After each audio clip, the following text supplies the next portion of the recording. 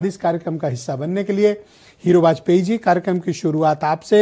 आज मंदिर का भव्य तरीके से लोकार्पण हो गया, यानी कि विधिवत तौर पर यह मान लिया गया कि मंदिर का निर्माण अब संपूर्ण हो गया। विपक्ष इसमें आपके ऊपर राजनीति करने का और भेदभाव का आरोप लगा रहा है। देखिए ब्रजेश जी, मुझे लगता है कि विपक्ष के पास जब कुछ नहीं है तो इस तरह के अनर्गल आरोप है। ये पूरे हिंदू समाज की कल्पना थी, उसमें विपक्ष के लोग भी हैं, पक्ष के लोग भी हैं, पूरे भारतवर्ष का हर नागरिक है।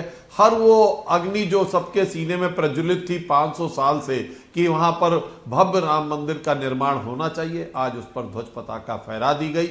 मुझे लगता है हर दिल को जो सुकून और शांति मिली है वो हिंदुस्तान के 125 करोड़ हिंदुओं में और देश के बाहर जो रह रहे हैं उनके दिलों में है।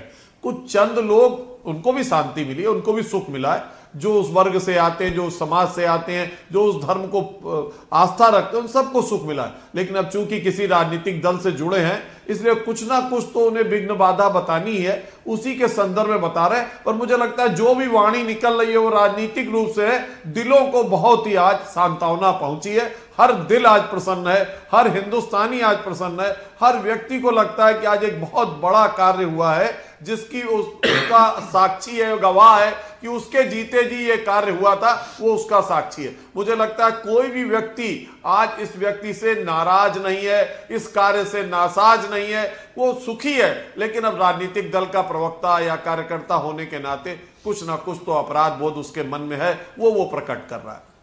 मैं जानना चाहता हूं कि अयोध्या के सांसद हैं अवधेश पासी, उन्होंने कहा कि मुझे बुलाया नहीं गया, अगर बुलाया जाता तो मैं सरयू में स्नान करके नंगे पैर वहां पर जाता, पर मुझे नहीं बुलाया गया।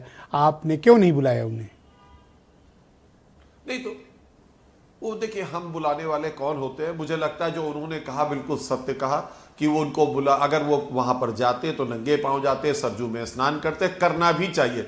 आज श्रीमान अखिलेश यादव जी का भी बयान आया कि वो एक मंदिर से जुड़े हैं, उस संकल्प को पूरा करके सबको बुलाएंगे। और उन्होंने एक बहुत अच्छी लाइन कही, मुझे लगता है अवधेश प्रसाद जी को उस ट्वीट की वो लाइन देखनी चाहिए, विपक्षियों को देखनी चाहिए। उन्होंने कहा ईश्वर जो काम जिससे करवाना चाहता है वो करवाता है, ईश्वर जिसको बुलाता है वो वहां जाता है। और मुझे भी जब ईश्वर बुलाए गए तो मैं सब मंदिर जाऊंगा। अभी मैंने संकल्प लिया है कि मैं अपने इटावा में एक मंदिर बना रहा हूं, और जैसे ईश्वर चाहेंगे। तो मुझे लगता है ये ईश्वरी कृपा है।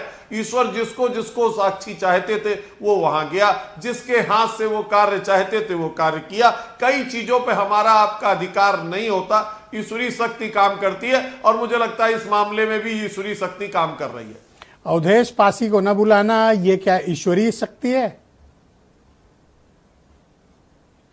मैंने ये नहीं कहा कि बुलाया या नहीं बुलाया, मैंने उस ट्वीट की बात की जो उनके नेता ने कहा कि ईश्वर हर काम उसी से कराता है, पूर्णता को पूर्णता की तरफ ले जाता है जिस व्यक्ति को वो चाहता है। मुझे उन्हें अपने नेता की लाइन देखकर आगे की लाइन लेनी चाहिए। आप ये कहना चाहते हैं कि ईश्वर नहीं चाहते थे कि अवधेश पासी इस आयोजन का हिस्सा बने?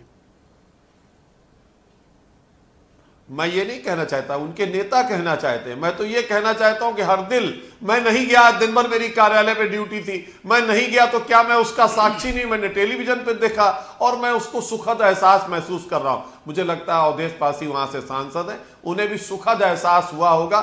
जो गया नहीं गया, क्या 150 करोड़ लोग वहां गए?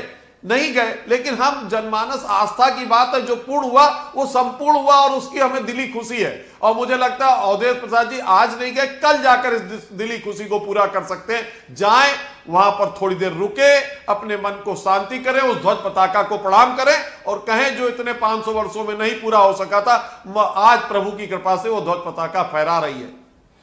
ऑलराइट, शुक्रिया आपका। मैं कर्नल शरद शरण को आमंत्रित करता हूं।